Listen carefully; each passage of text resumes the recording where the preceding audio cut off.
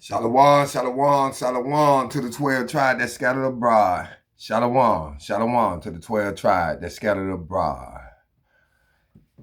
Welcome back to Reading the Bible with your brother Nehemiah. I am Israel, a true seeker of Yahweh. Like, share, subscribe, comment. How y'all doing out there today, Israel? I hope everybody enduring to the end and hanging in there, man. Before we get started, we want to send up a prayer. We want to give all praise and honor to Yahweh Bahashem, Hamashiach, Yahweh Shai. We have to praise him. We have to praise him. Now, we left off doing Exodus chapter 19. And we're going to pick up in Exodus 20. So, but before we start, I'm going to recap some of the Exodus 19. That was the time when Moses, when the Most High told Moses to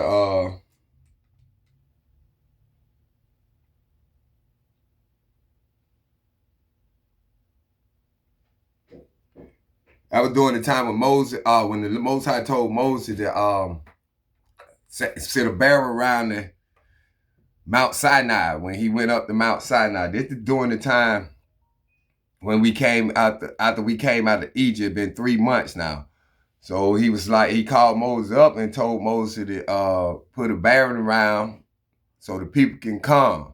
So when he speak to Moses, the people can hear, so they can believe Moses. They'll know Moses ain't just kidding around, ain't bull, right? So he built the barrel and told the people that they couldn't come past the barrel. He sanctified the people. Even the priest sanctified. Even the priests them got sanctified. But he built the barrel around them. So the barrel, if they come past through the barrel, is the further they can go up to the mount.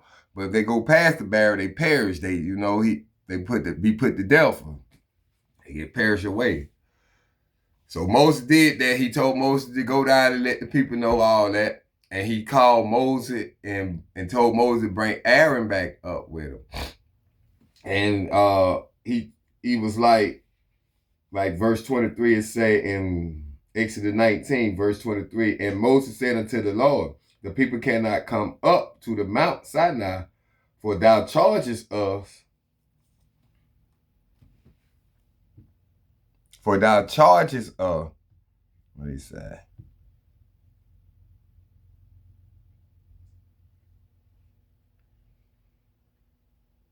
Gosh.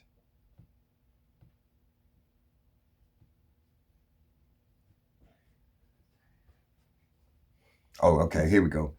And Moses said unto the Lord, the people cannot come up to Mount Sinai, for thou chargest us, saying, set bounds about the mount and sanctify it. So he sanctified around the mount. Verse 24, and the Lord said unto him, away, get thee down, and thou shalt come up, thou and Aaron with thee, but let not the priest and the people break through to come up unto the Lord, lest he break forth upon them. So Moses did exactly what the Lord said. So he went down unto the people, and we're going to begin in chapter 20, and this is where he spoke to the people. So everybody get their King James Version out with the Apocrypha and open up to Exodus chapter 20, and that's where we will begin.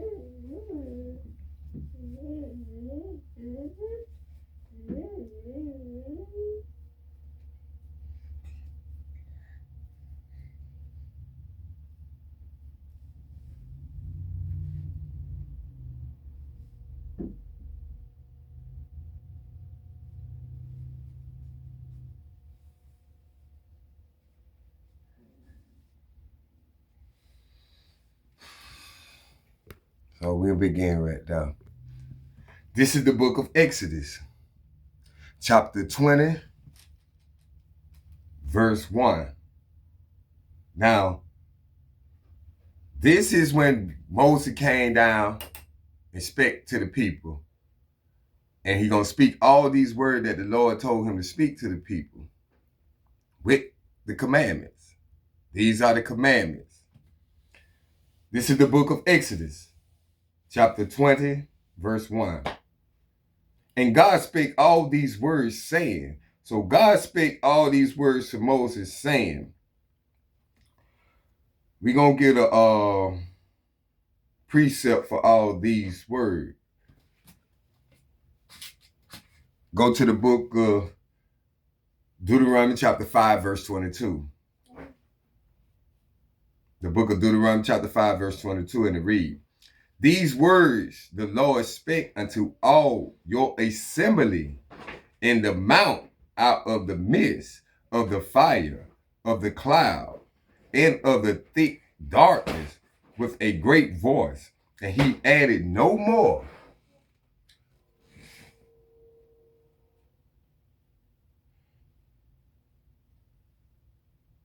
Why you went and got that, man? Go ahead. And he added no more. And he wrote them in 2 tablets of stone and delivered them unto me. So Moses telling the people, these the word that, what we finna read in Exodus chapter 20, these the word that the Lord spoke to him to speak to the people. We just read it. That's a good precept. That's a good precept. A real good precept. Now we're going to continue. Verse 2. I am the Lord thy God, which have brought thee out of the land of Egypt, out of the house of bondage, out of the house of bondage. We're going to get the definition of bondage.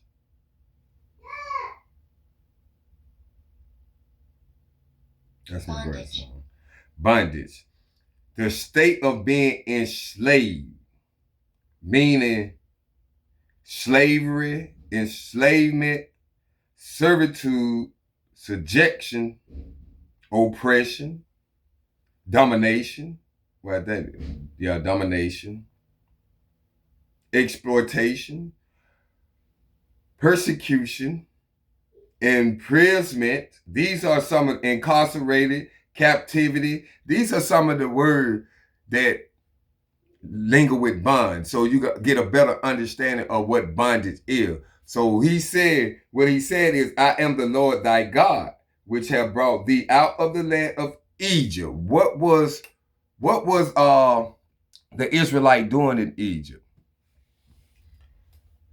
Pharaoh put them in hard bondage of slavery. Let me see something.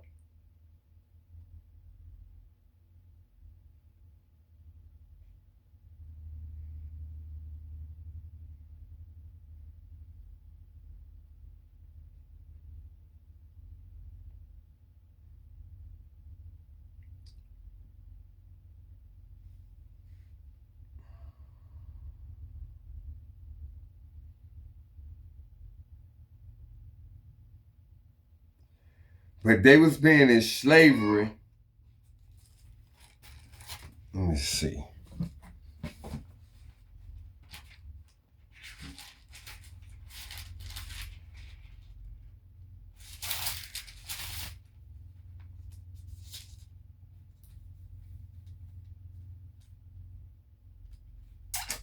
Because you remember,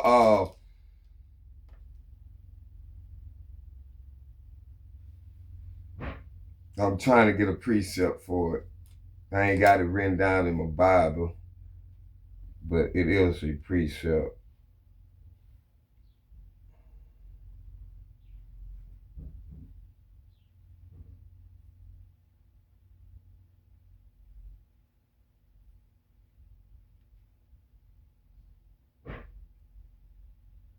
Okay, here we go.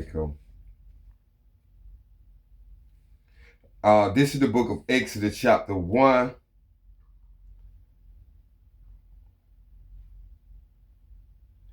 I'm going to start with verse 8. That's a good precept for chapter 1, verse 8. For that being, when he would say he brought them out of the land of Egypt. And I asked, what were we doing in Egypt? What were the Israelites doing in Egypt? This is the book of Exodus chapter 1, verse 8. Now there arose up a new king over Egypt, which knew not Joseph. See, this new king that came in, remember the last Pharaoh was in now, he wanted to put Joseph in the second, made Joseph the second command in Egypt. Made him second command over all Egypt and the land. Because the thing that Joseph did, he prepped the dream that he had. He said, verse 8, Now there arose up a new king over Egypt, which knew not Joseph. Verse 9, And he said unto his people, Behold, the people of the children of Israel are more and mightier than we. Verse 10, Come on, let us deal wisely with them, lest they multiply, and it come to pass that when they're falling out in a war, they join also unto our enemies and fight against us. And so get them up out of the land. Therefore, they did set over them taskmaster to afflict them with their burdens, and they built for Pharaoh treasure city, Pithom, and Ransom.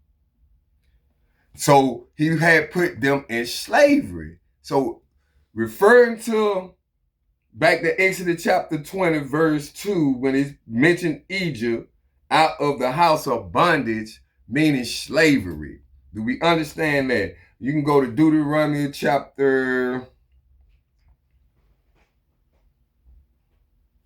5. That's another precept. But I'm showing y'all, giving y'all these precepts to see that, to get the understanding of what Egypt and bondage mean. This is the book of Deuteronomy, chapter 5, verse 6.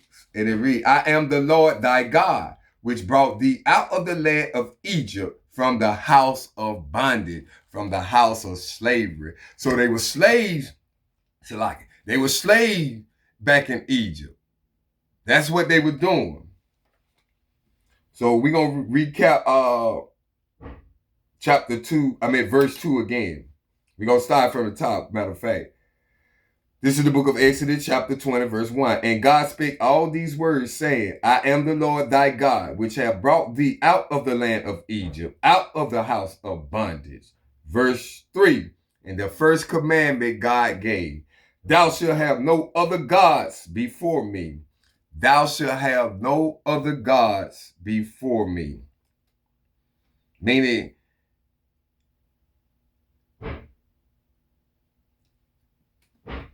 what you doing? Go to the book of Deuteronomy, chapter 6.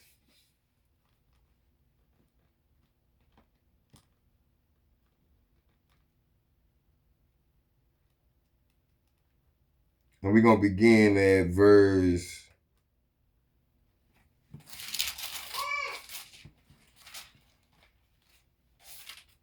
14, I think that's what it is.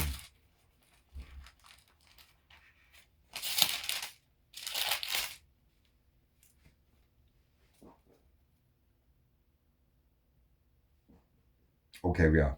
This is the book of Deuteronomy, chapter 6, verse 14. Ye should not go after other gods. Ye should not go after other gods, of the gods of the people which are round about ye. So he said, thou shalt, back to Exodus chapter 20, verse 3. Thou shalt have no other gods before me, meaning you should not have put no gods before him. Don't go after no other gods, following the other people that are around about, following the heathens. Because heathens mean another nation. So all the people that they're around about that's not Israelite, don't follow them. Don't go after their God. Don't put no gods before me. That was the first commandment. Verse 4. And it's the second commandment. Thou shalt not make unto thee any graven image or any likeness of anything that is in heaven above, or that is in the earth beneath, or that is in the water under the earth. So he telling you, you shouldn't put no other God before him, and thou shalt have no graven image of anything. Like when you used to go back in the day when you used to go in your grandma's house, and she had that white picture of Caesar Borgia, who the world portrayed as Jesus and Yahweh Shai, but the so-called world called him Jesus Christ. That's an image. We gonna get the definition of image.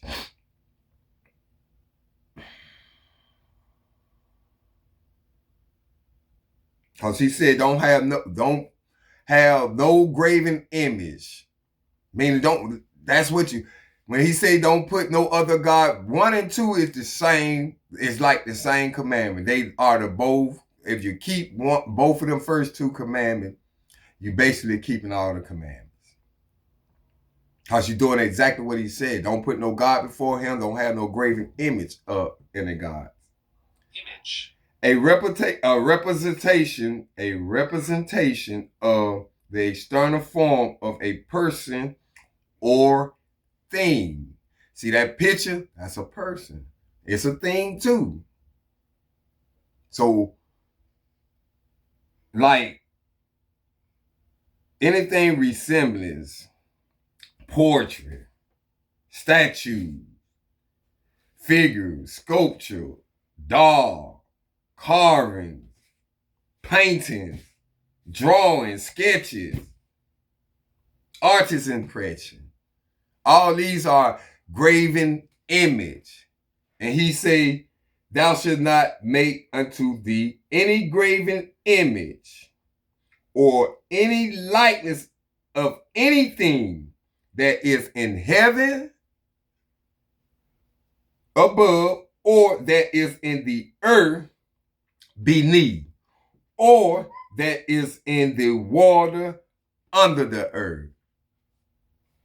Not saying that you can't have a picture, but don't put it before the Most High. And I'm going to give y'all a precept. Go to Leviticus.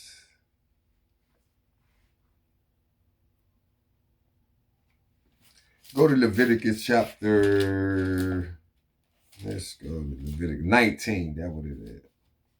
And verse 4. Check this out. This is the book of Leviticus, chapter 19, verse 4.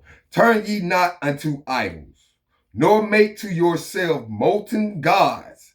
I am the Lord your God. Turn to not either idols. Idols is them graven image, them statues. You know, the other nation, they have their own gods. Their gods is wood and stone. Our God is the creator of heaven, earth, you and me, and everything that in the heavens and the earth. Their God can't do what our God do. They bow down to wood and stone, which God gonna tell the Israelite that no, don't bow down. That's what he mean by verse 3. Thou shalt have no other gods before me. Thou shalt not make unto thee any graven image. Like Aaron, Moses' brother.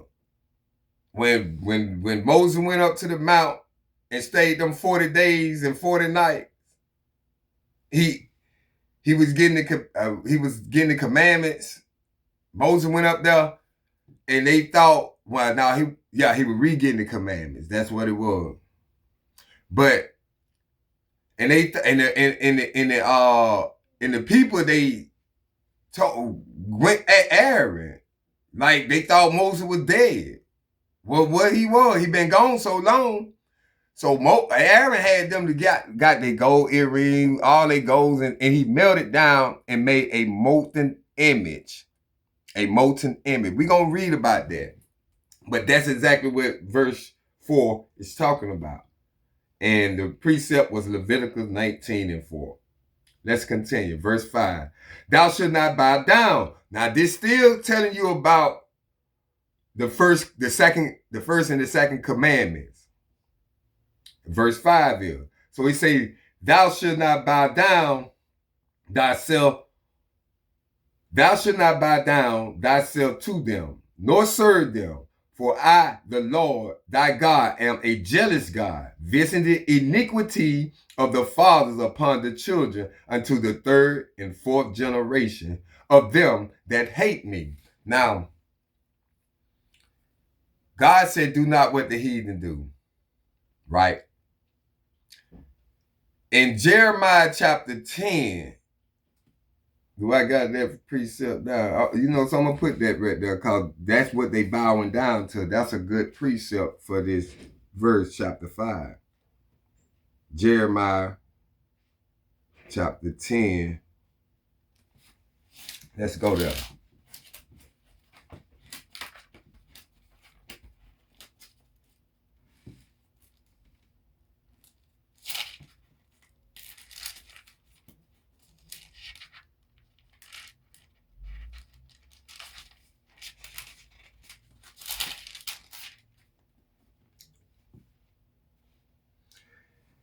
Jeremiah chapter 10, verse 1, where we're going to start at.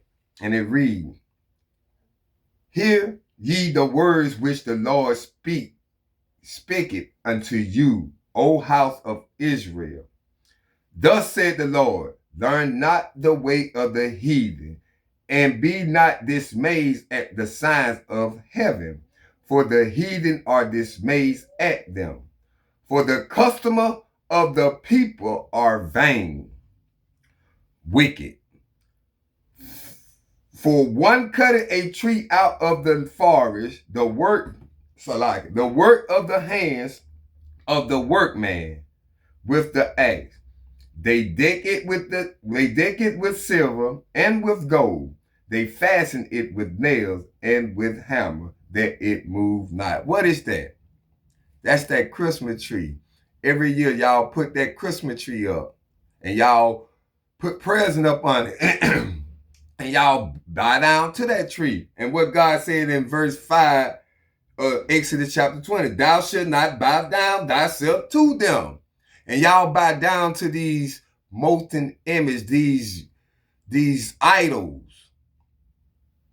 Talking about celebrating Christmas. God told you, do not what the heathen do. That is a Christmas tree that they done put up. And you put your kid down there and they bow down to open up their prayers and on their knees. So they bowing down to the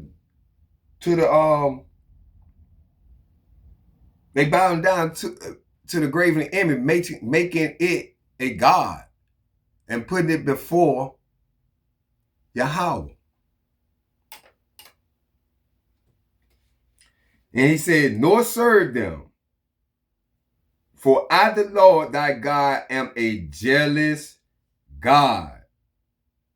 He's a jealous God. You can't put nothing before him. Not your mother, not your father, not your kids, not your wife, nothing. That car, that house, all these you can make gods. These things that you can make God and putting it before the Most High. He said he's a jealous God, visiting the iniquities of the fathers upon the children unto the third and fourth generation of them that hate me. Now, let's get the definition of iniquity. So y'all can get a good understanding. Iniquity. Immoral or grossly unfair behavior, meaning wickedness, immorality, criminality, sin, evil, crime.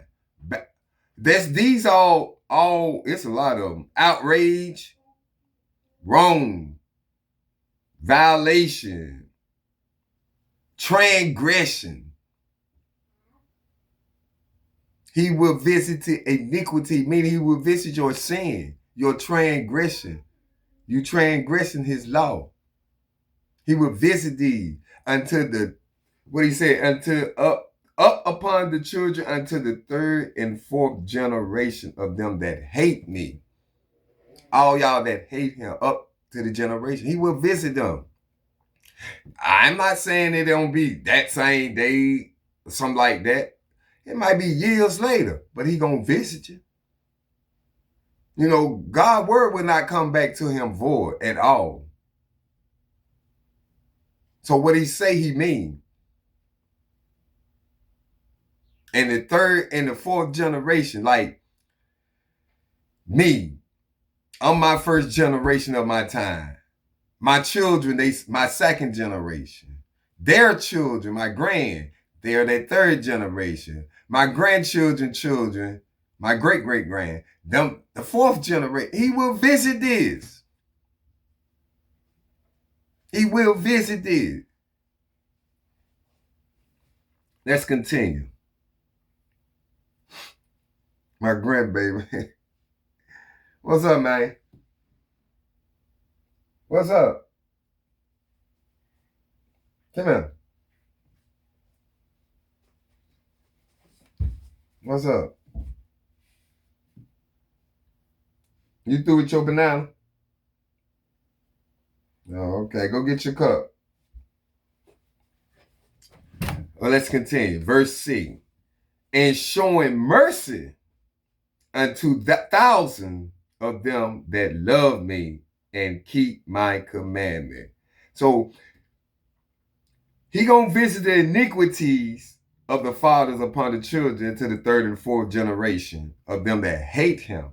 In verse 6, he said, and showing mercy unto thousand of them that love me and keep my commandment. What's the biggest thing in that verse? Keep my commandment. That lets you know that the commandment was never done away with. Yahushua never came to do away with the commandments. He came to fulfill what was talked about him from where we at, the beginning of the Bible. He threw out the Bible. So when he came in the New Testament, he came to fulfill everything that the prophecy spoke about him. That's what he came to do. He never came to die on the cross to do away with sin. With the law. Only law he did away with was the sacrificial laws. Like I said, that's gonna be a whole nother thing. And I'm gonna finally put something together to do on that. Let's continue. Verse 7. This now we at the third commandment. Verse 7. This is the book of Exodus chapter 20, verse 7. Thou shalt not take the name of the Lord thy God in vain, for the Lord will not hold him guiltless that taketh his name in vain. We're going to get a precept for that. We're going to get two precepts for that, matter of fact. So y'all can understand. First, I'm going to get the definition of vain. Let's get the definition of vain. You boo-booed on yourself? Cause I think I smell shit. Let me see. Come on.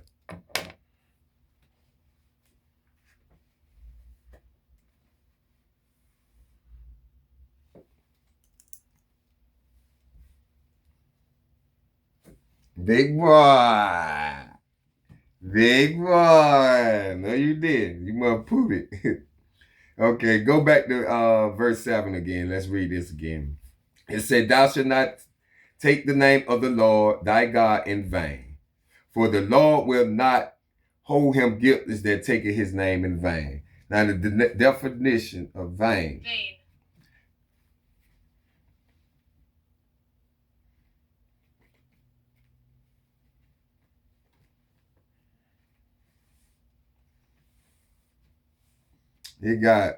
We're gonna read all the definitions, but the first definition they got, having or showing an excessively high opinion or want appearance, abilities, or worth. The second one says producing no result, useless, having no meaning or likelihood or fulfillment. a vain boast.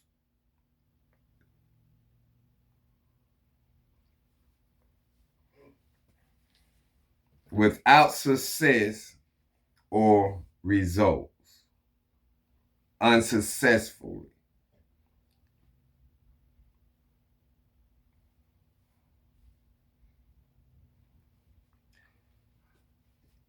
In the Bible, vain means empty, worthless, futility, or to no real purpose,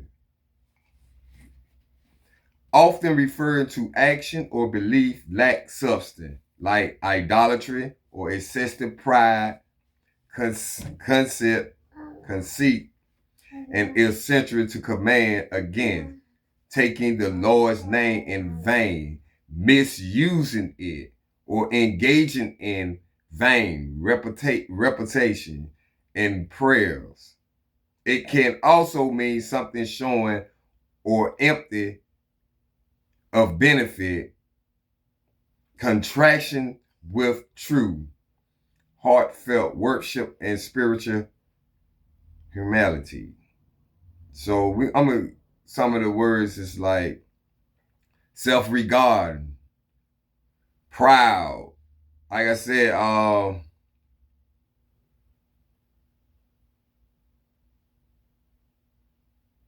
useless, worthless, to no purpose, powerless. You're not holding it, admitting the truth what you're doing. Ain't holding up to what you said you were gonna do. Failed, misfired.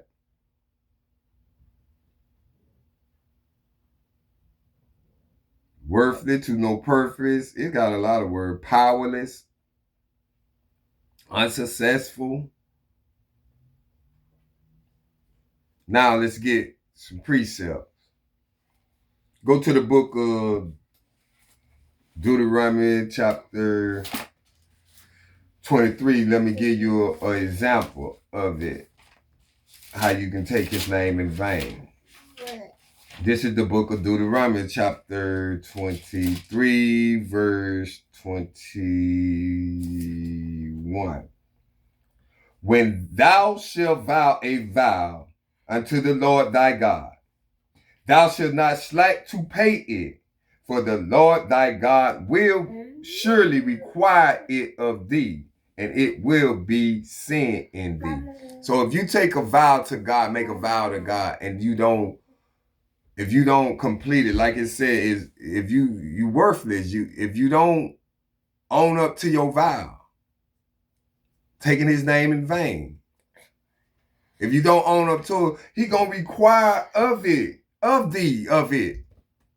He is. So you gonna have to stand to what you say. Let's go to Ecclesiastes. Yes, another one. I'm gonna give you a second one.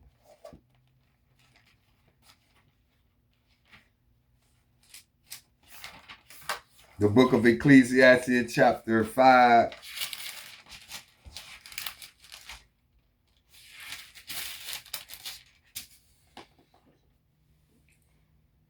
Verse 4. When thou vowest a vow unto God, defer not to pay it, for he had no pleasure in fools. Pay that which thou hast vowed. Better is, verse 5, better is it that thou shouldest not vow than that thou shouldest vow and not pay. So you make a vow to God. Don't take his name in vain. Be a man and stand up to your vow what you made to him. Pay it. Let's continue. Verse 8. Remember the Sabbath day. This is commandment number 4. Remember the Sabbath day to keep it holy. What did we say?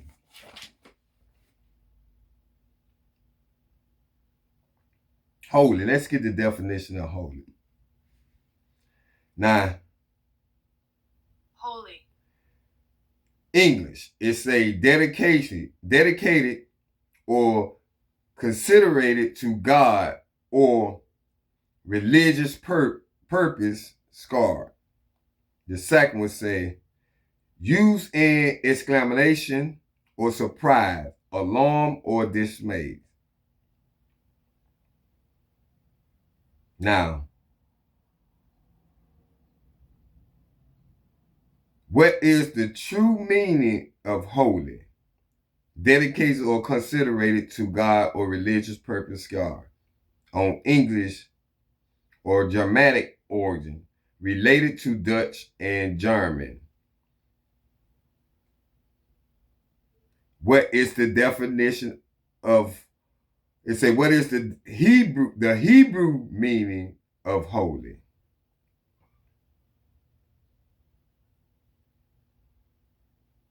Hold on, wait. What is the definition of holy in a Bible dictionary? Now, this in the Bible dictionary. See, the Hebrew was before English. So we're going to give you the definition of what it was in the Bible dictionary in Hebrew. The Hebrew word for holy literally means separate or set apart. So holy is separated, just like he said, remember the Sabbath day and make it holy, to make it holy. He separated the Sabbath day from all the other days. That's what he did. Now we got to understand of what holy is. And we finna get a precept to that. Go to Exodus chapter 31.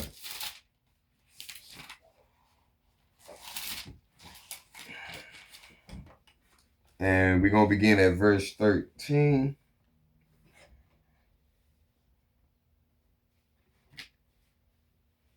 Okay. Yeah. He said, speak thou also unto the children of Israel, saying, verily my Sabbath ye shall keep, for it is a sign between me and you throughout your generation, that ye may know that I am the Lord that do it sanctify you.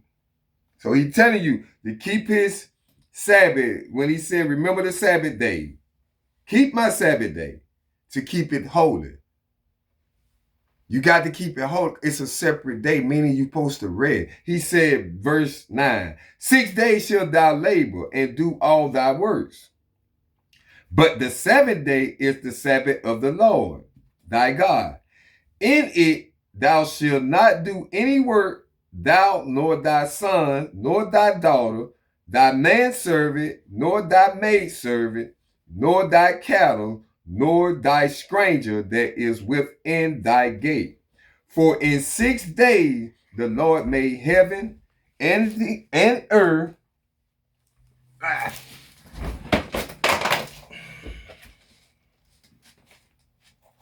Salaki family. He said, in 6 days for the Lord made,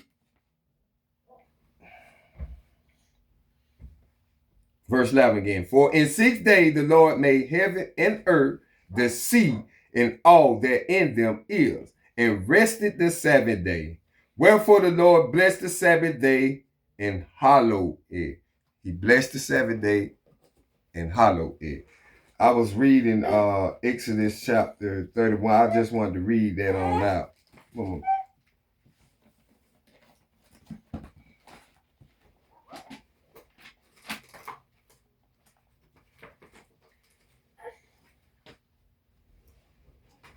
Exodus chapter 31, verse 13.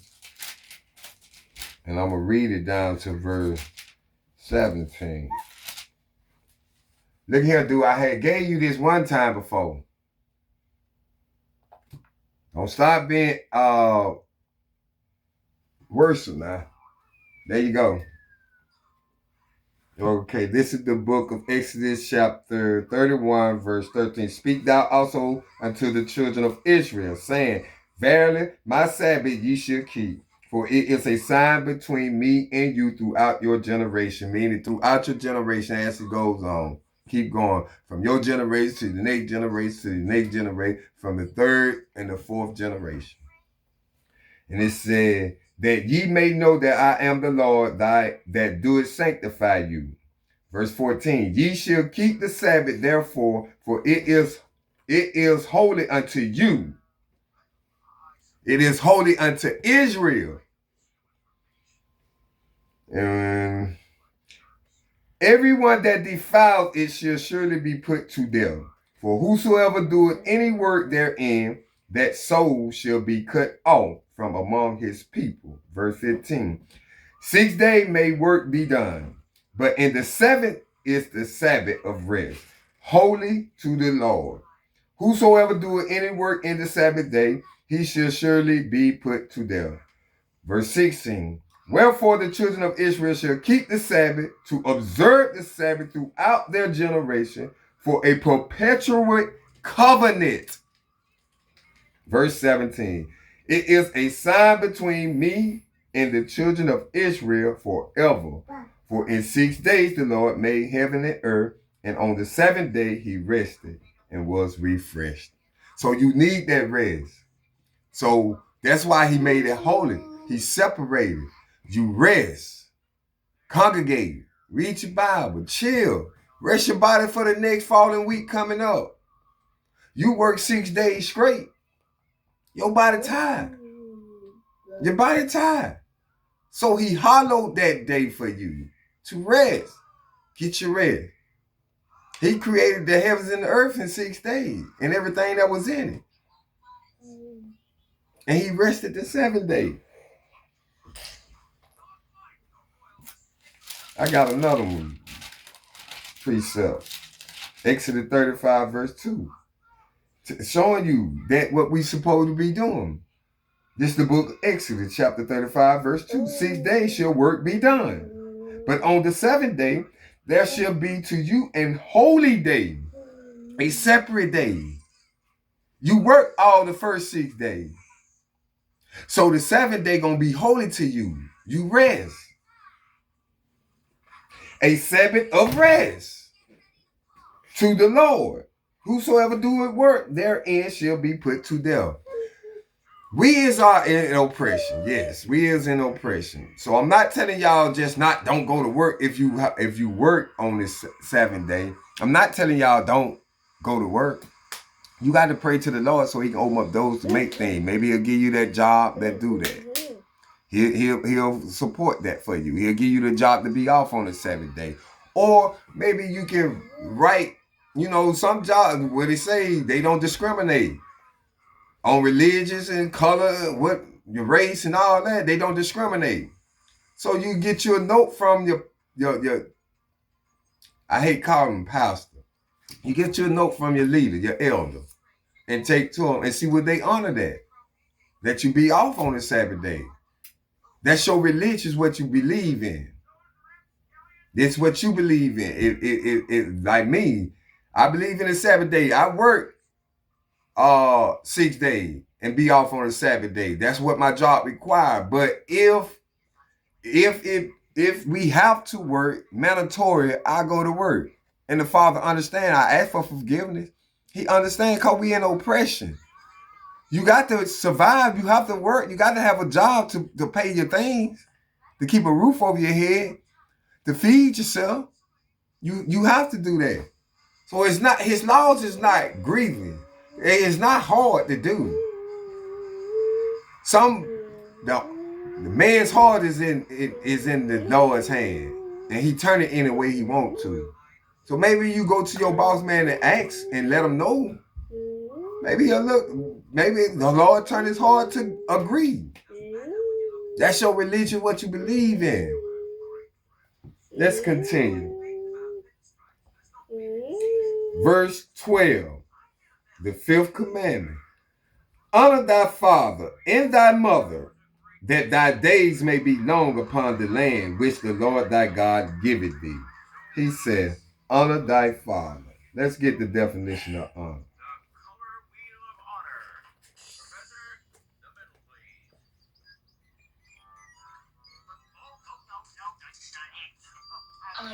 Honor. High respect, great esteem. You respect them. Honor thy mother and thy father. Honor thy father and thy mother. Meaning you respect them. glory, kadosh, respect, esteem. These are some of the words. The second definition, adherence to what is right, or to a conventional standard of conduct.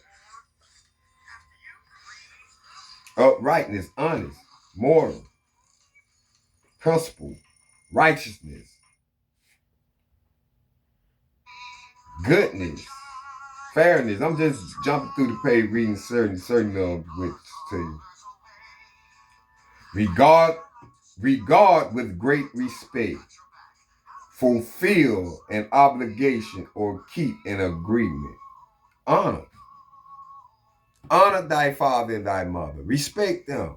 Like when I was brought up, I honored my father and mother. I respected them. They told me to do it, I did it. Like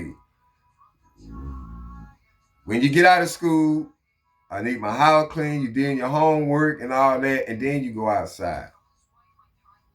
And that's what we did. We honored, we respected the rules of the house. And this is the same thing, the commandment. You got to honor this. You can't be out there like these children these days. Now, this the generation that don't care nothing about nothing.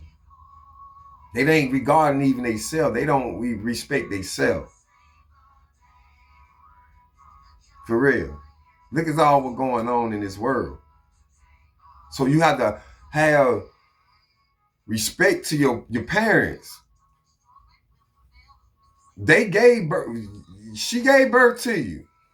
But you don't belong to them. You belong to the Most High. You just in their hand for a minute. They supposed to teach you these things. That's why when he said when your children ask of these things, this is what you speak to them. That's a respect and honor of your father. Now, Shalaka family, Shalaka.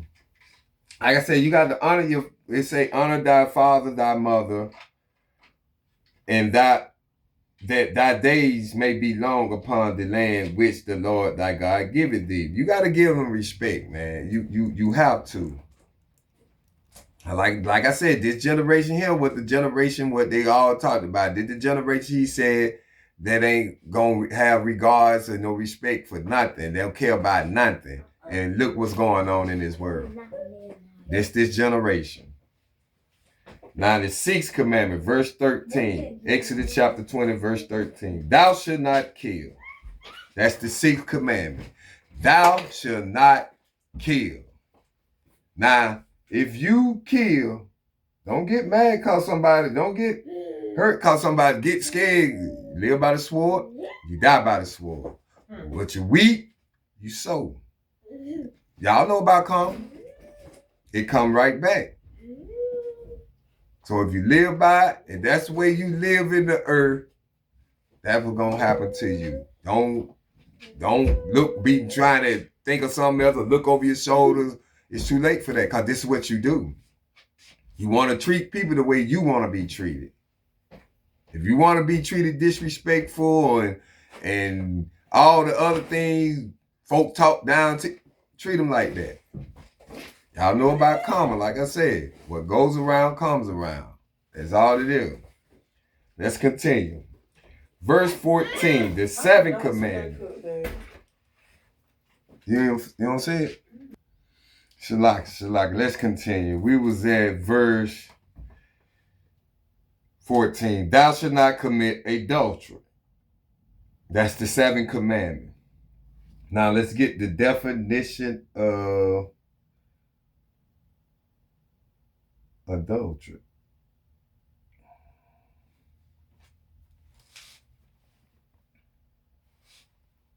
Adultery. Voluntary sexual intercourse between a married person and a person who is not his or her spouse. Infidelity, unfaithfulness, disloyalty, affair, entanglement, flirtation, cheating, two-timing, even being flirtation with another man's wife or another woman's husband. That's adultery. All this adultery, these are the words. Y'all, see, use the smartphone for what it's for. Not for no wickedness. Learn the definition of these things. Because some people didn't know what adultery is. Some people thought fornication is the same thing as adultery. Fornication is all manner of sin. See, it's a different. He said, thou should not commit adultery. You married, or this woman married, and you not married. You can't go sleep with this man's wife. That's wrong. That's sin.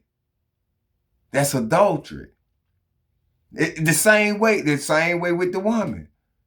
If she ain't marrying this man married, you cannot go sleep with this woman's husband. You committed a sin. That's the 7th commandment. Thou shalt not commit adultery.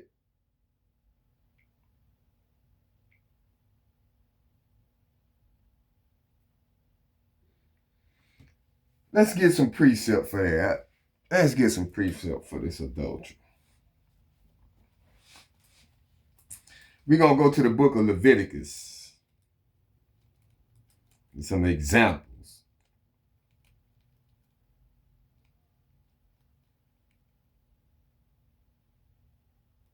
Go to the book of Leviticus chapter 20.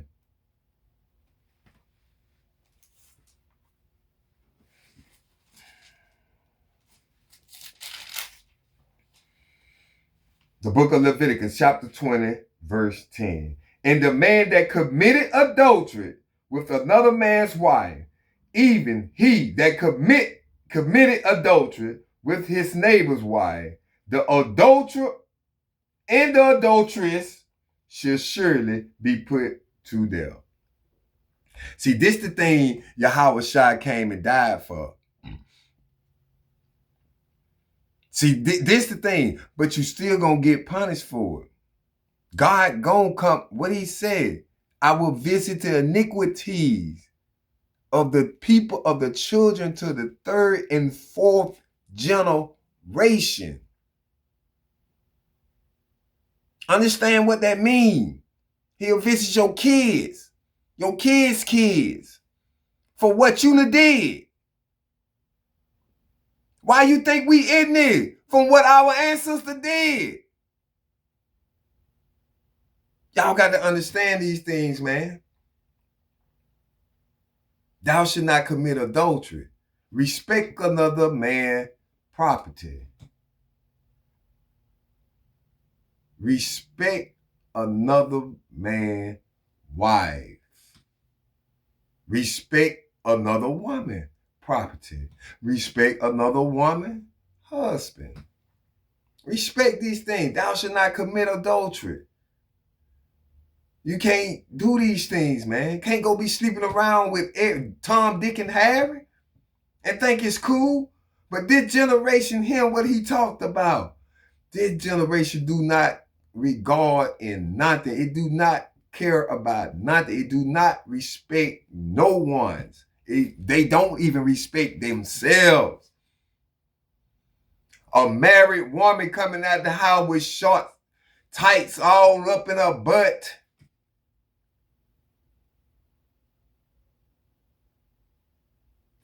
To make a man sin.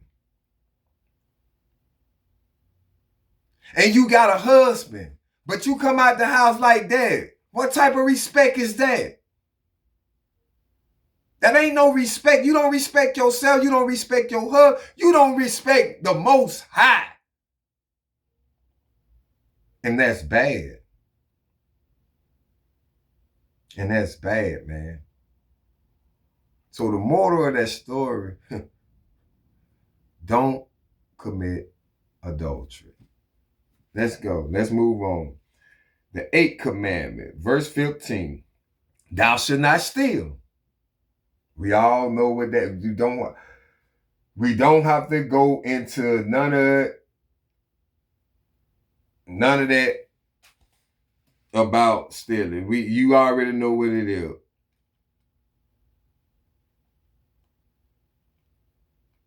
You already know what it is.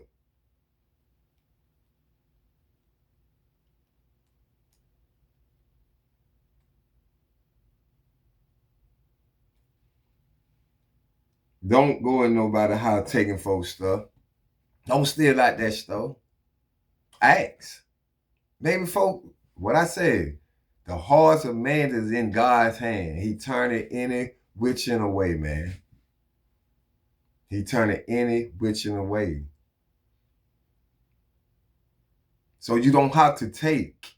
You don't have to go stealing nothing. I hate a thief. I hate a liar. I used to do the same thing before I came in this truth. I used to steal. I used to lie. I hated that. That was wrong.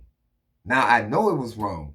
Because the Father, the Most High said it. That's a commandment. That's the 8th commandment. Thou shalt not steal.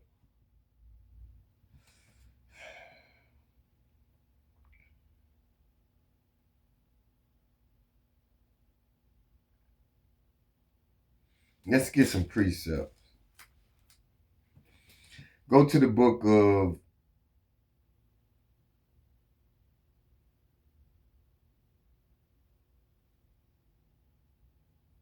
let's go to the book of Exodus. That's going to be the first one.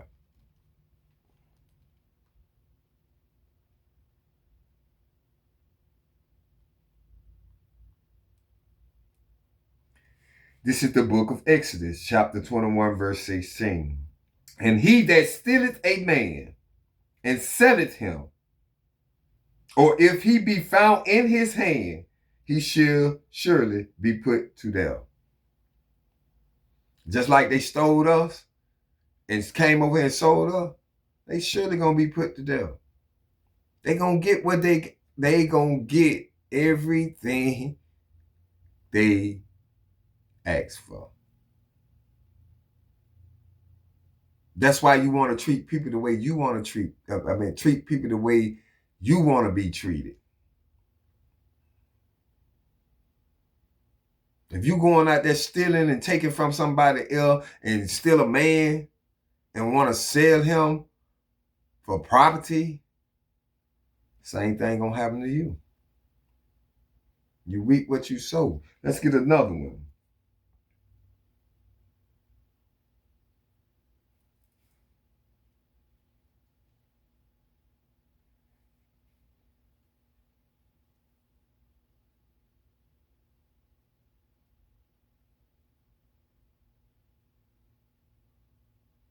It's a lot of them.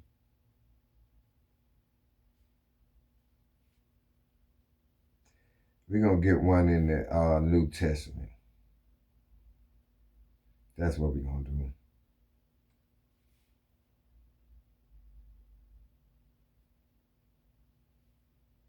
Oh, man, wait.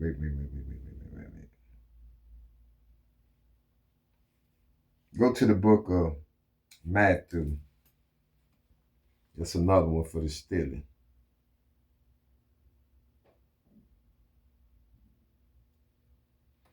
Chapter 19.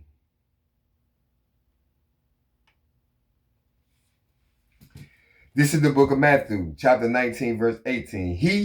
He said it unto him, which Jesus said, Thou shalt do no murder, thou shalt not commit adultery, thou shalt not steal, thou shalt not bear false witness.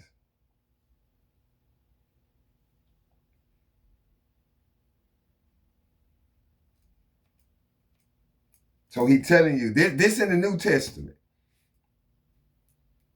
And see, if Jesus died to take away the law, that means you can be able to steal, commit adultery, Read what I just read in Matthew 19 and 18. Thou shalt not do none of these things. So Jesus did not come here to do away with the law. Don't get mad since Jesus took away the law, don't get mad because that man came up in your house and stole. Because it ain't no law against it. That means you freely can do it. Don't get mad because that man slept with your wife. It ain't no law against it. And that's what we do as of today. We steal, we commit adultery, we lie. This ain't worth it, man. Let's continue. Verse 16 in the 9th commandment. Thou shalt not bear false witness against thy neighbor. Thou shalt not bear false witness against thy neighbor. Lie.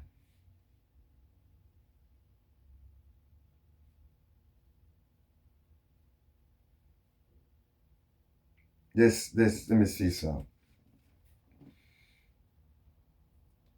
False. Not according with truth or fact. Incorrect. Untrue. Wrong.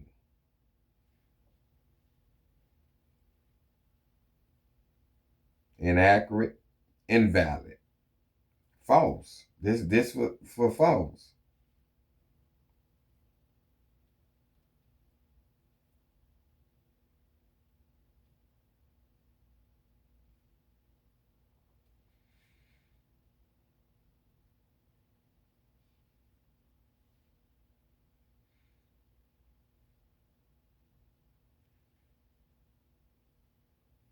What is another word for false or lie? Synonyms for false, lies. As lies are inherent falsely. Focus on deception, untrue, and fabrication, including falsehood, deceit, untrue, fabrication, distortion, fibs, fraud, untruthfulness, bogus, and unreal. Words like deceitful, dishonest, untruthful. This is bearing false witness. You lying. That's basically what he's saying. Thou shalt not lie. You lying. He said, thou shalt not bear false witness against thy neighbor. Don't lie on that man. Don't lie to that man. Don't go out there spread untruthful lies, false lies, or however. Don't go out there doing that, man. That's wrong. That's a sin. Why? Because the Most High got it in the top 10 commandments. That's the number 9 commandment. Don't bear false witness. Let's continue. Verse 17. In the 10th commandment, thou shalt not covet thy neighbor's house. Thou shalt not covet thy neighbor's wife, nor his manservant, nor his maidservant, nor his ox, nor his ass, nor anything that is thy neighbor. Now, he's telling you, thou should not covet these things. Let's get the definition of covenant.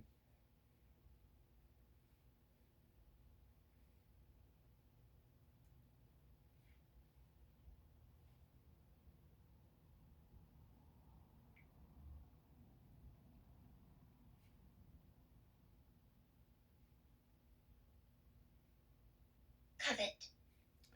Yearn, to possess or have something.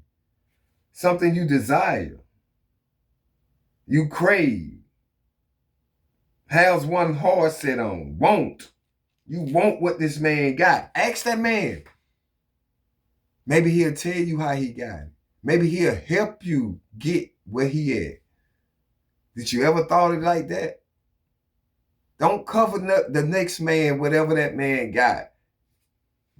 You see this man with this car. Now, that leading to you trying to steal that man's car, maybe kill that man for that car. Because you covering what this man want. You desire what this man want.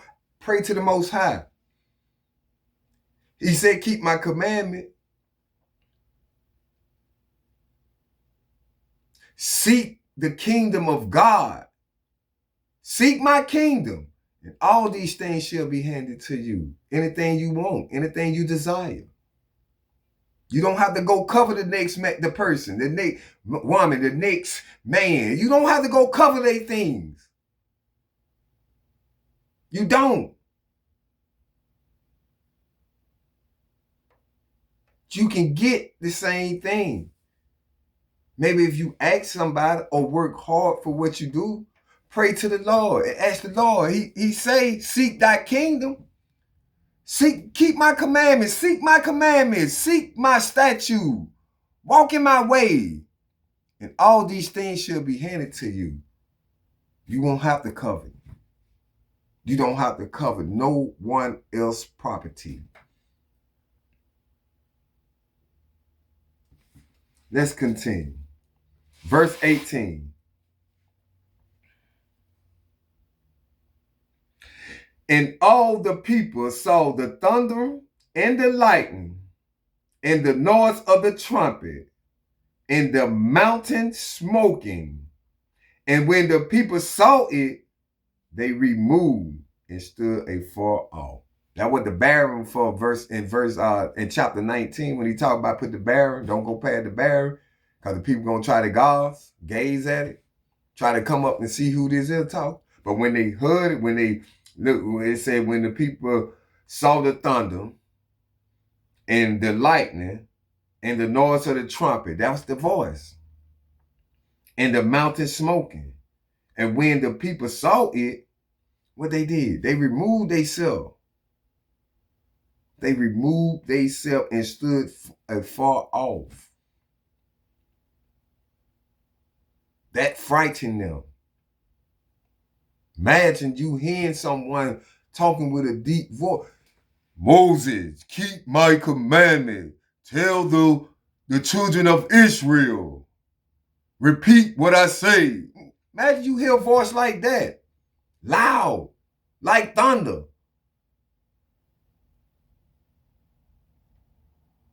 That will frighten you. What they did, they stood afar off. Verse 19. And they said unto Moses, speak thou with us, and we will hear. But let not God speak with us, lest we die. That's how bad it frightened them. They told Moses, you speak with us. But the Most High had to give them that sign. That's why he said, bring them to the barren, build a barren, and bring them up, bring the people up, the priests and the people up, so they can hear what I say, so they'll believe you. They ain't gonna want to hear this voice. They ain't gonna want to hear me. This gonna frighten them. And they will believe every word that Moses said.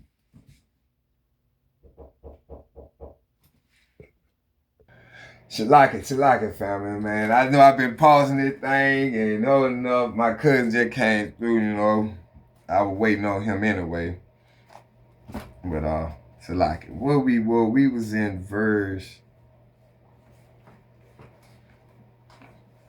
19. Yeah, we was doing verse 19.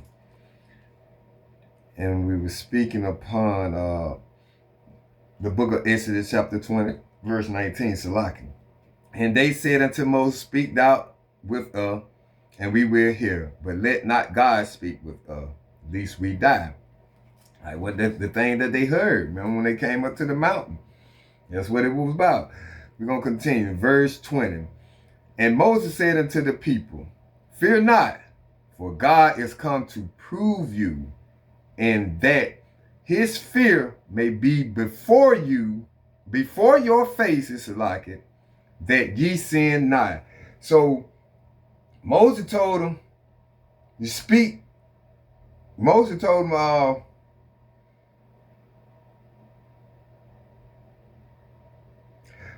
he told him that God will come to prove them, to test them, to see where their faith lies, to see where their belief lies at. That's what he means by prove. Let's get the definition of prove.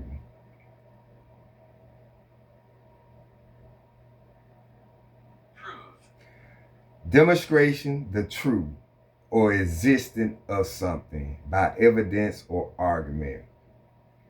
The second one, demonstrate to be the specific thing by evidence or argument. Show. Show beyond doubt. Manifest. Determine.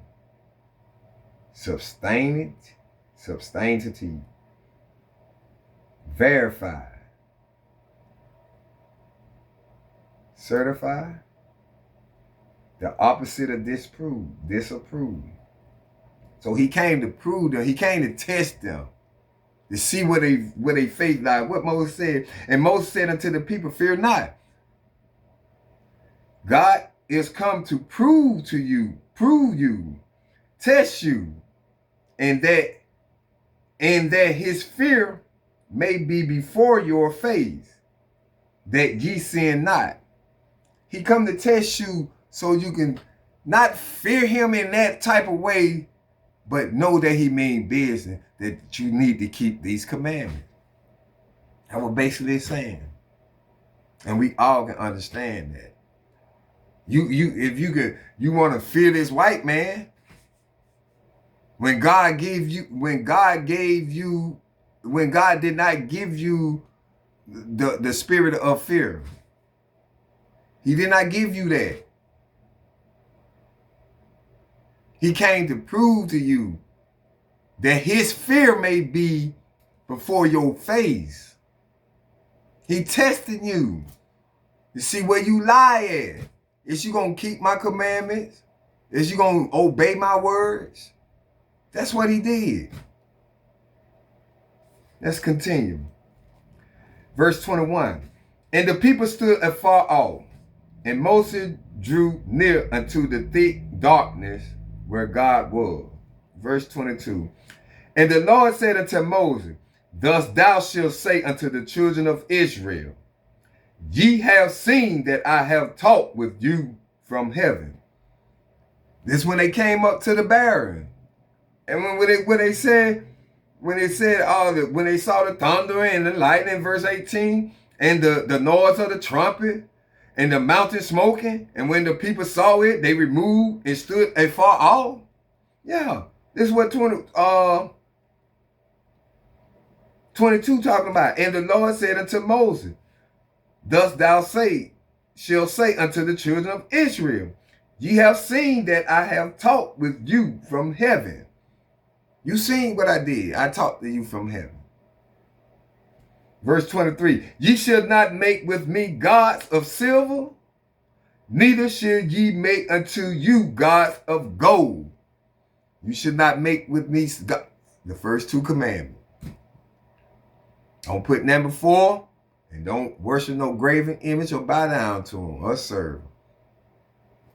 Let's continue. Verse 24, An altar of earth thou shalt make unto me, and shall sacrifice thereon thy burnt offering, and thy peace offering, thy sheep, and thy ox, in all places where I record my name, I will come unto thee, and I will bless thee. So he telling, build an altar of the earth. Of earth thou shalt make unto me, and shall sacrifice thereon. See, this the law that Yahushua came and done away with. The sacrificial law. This the law that he done away with. Because we was killing too many of our animals, but we were regularly getting worse and worse in sin.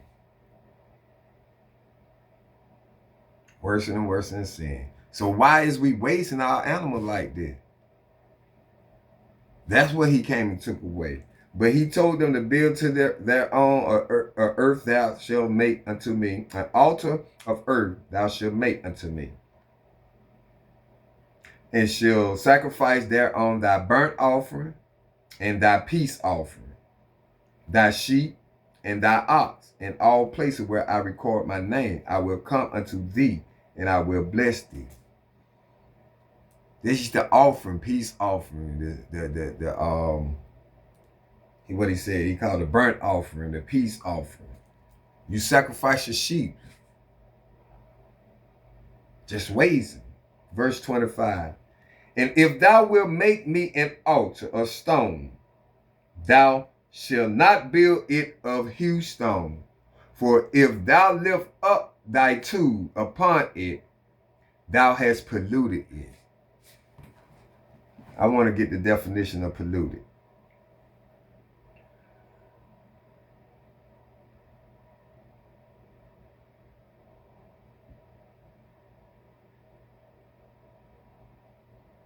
And meaning profaned. Polluted. Contaminated with harmful or poison substance. That's why he tell you you should not make it a huge stone, because it can't be you. For thou lift up thy tool upon it, thou hast polluted it. If you put that tool upon it, you polluted it, you profaned it, you contaminated, you poisoned it. Go to the book of Deuteronomy. Let's get a precept. Deuteronomy chapter 27.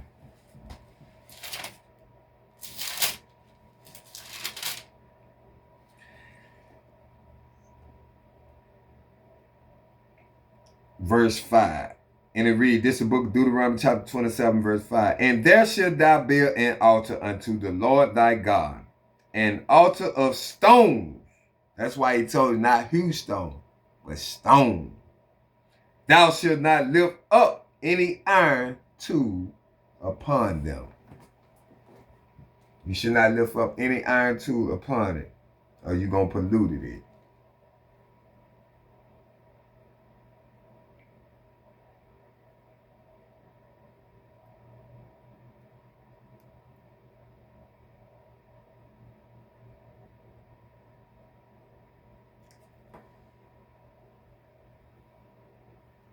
This is a good precept. Oh, I like this precept.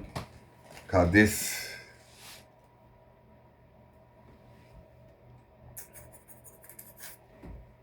Put it right.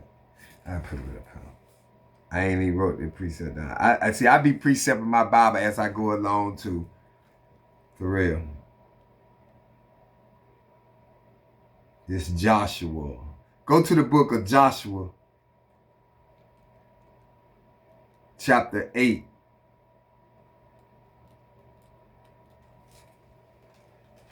Let's get that. The book of Joshua.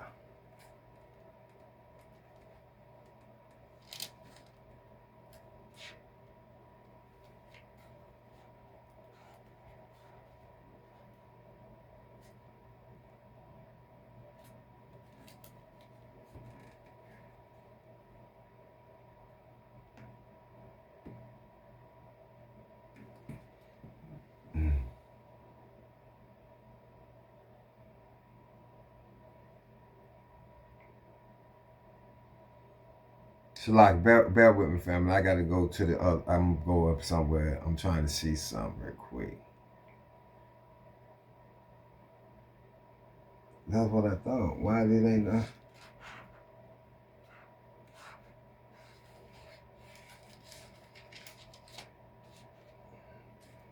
You know, something I was. Oh, okay. That's why. Oh, pray. Go to the book of Joshua, chapter 8.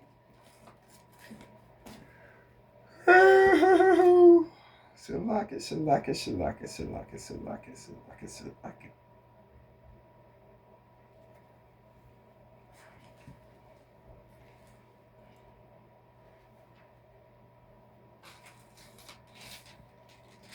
Verse 31.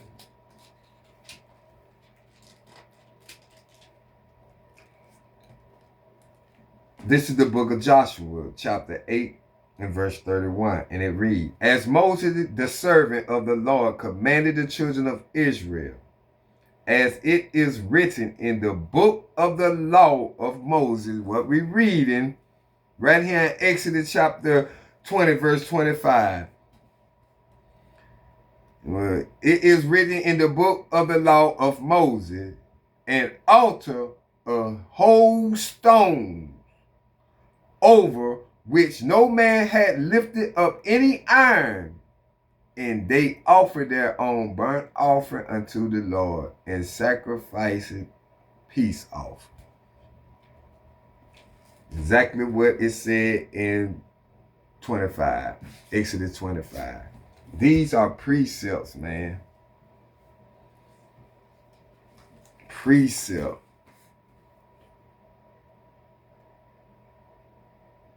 And I got 2 Bibles. I'll be trying to precept at one time.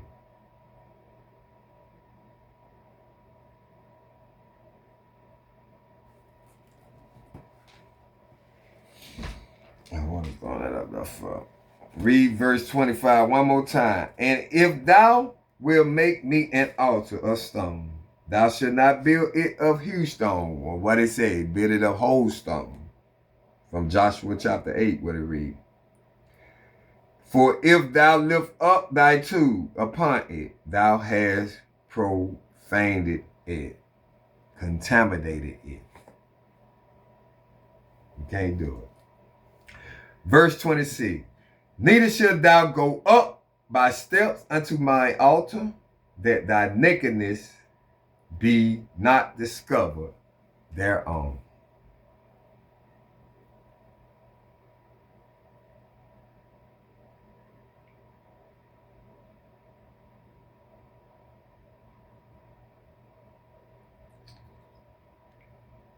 We're going to get the definition of nakedness. Nakedness. The state or fact of being naked. You got nude, bareness, one birth suit. Let's see if there's any more definition with this. That's it. Let's go to... That was it. The state of being naked. So he said, neither shalt thou go up by steps, neither shalt thou go up by steps unto my altar, that thy nakedness be not discovered thereon.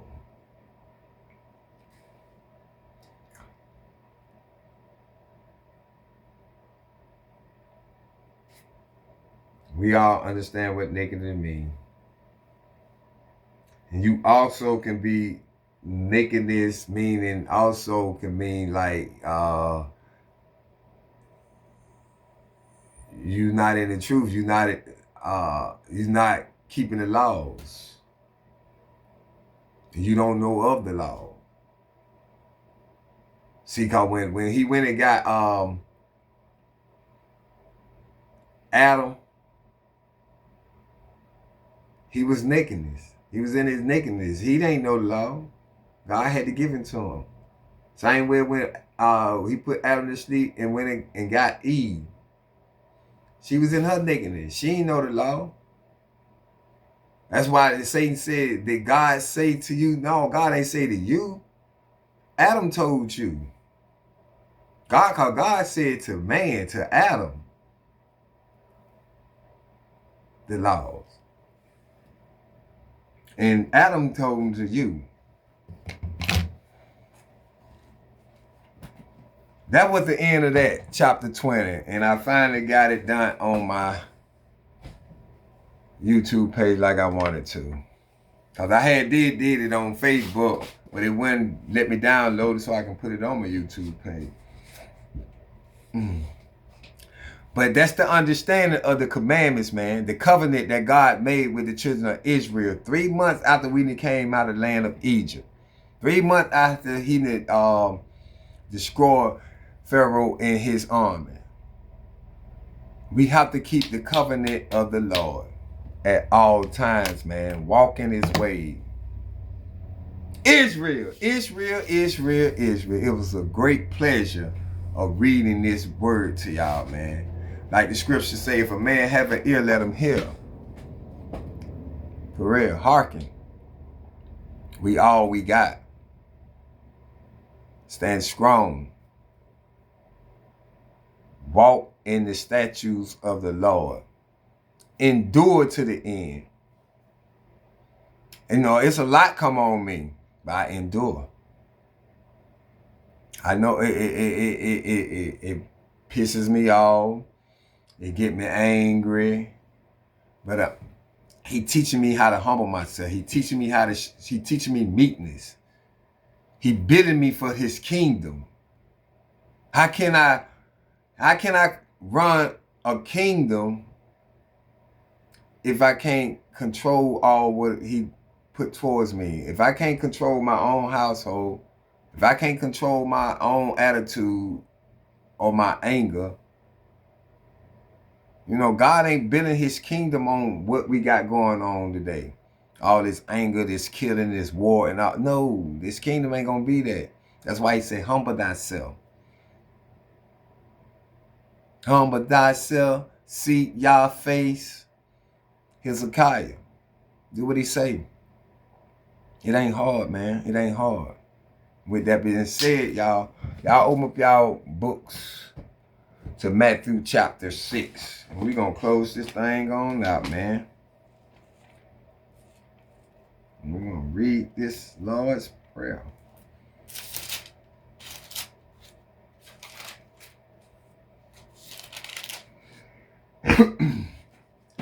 This is the book of Matthew, chapter 6, verse 9. After this manner, therefore pray ye, Our Father, which art in heaven, hallowed be thy name. Thy kingdom come, thy will be done in earth as it is in heaven.